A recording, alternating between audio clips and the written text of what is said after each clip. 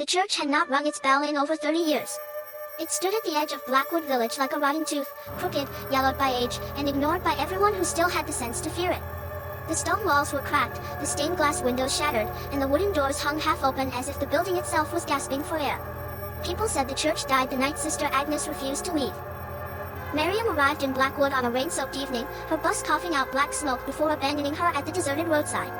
She pulled her coat tighter, clutching her bag as thunder rolled above the forested hills. She had come for one reason only. Her mother's final words still echoed in her mind. Don't go to the church, and if you see the nun, don't let her touch you. At the time, Miriam thought it was just the delirium of a dying woman. Her mother had grown up in Blackwood, a place she never spoke about without trembling. Now, weeks after her funeral, Miriam had found a bundle of old letters hidden beneath her mother's bed, letters written by a nun. Signed simply, Sister Agnes. The ink was dark, pressed hard into the paper as if written in anger or desperation.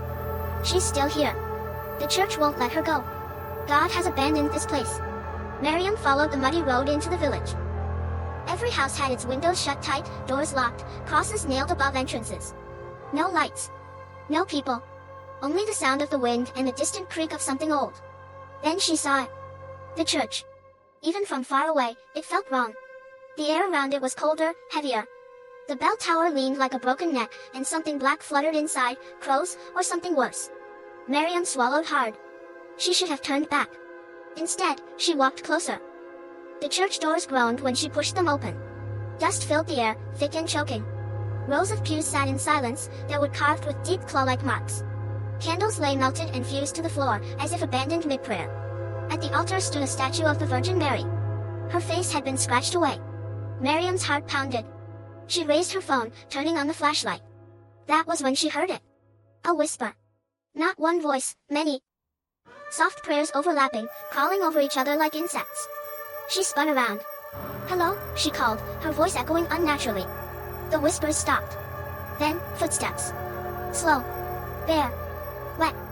From behind the altar emerged a figure. A nun. Her habit was black, but not the clean black of cloth. This was stained, rotting, clinging to her thin body like a funeral shroud. Her face was pale, stretched too tight over her skull. Her eyes were sunken pits of shadow, yet somehow watching. She smiled. Welcome home, the nun whispered. Miriam couldn't move.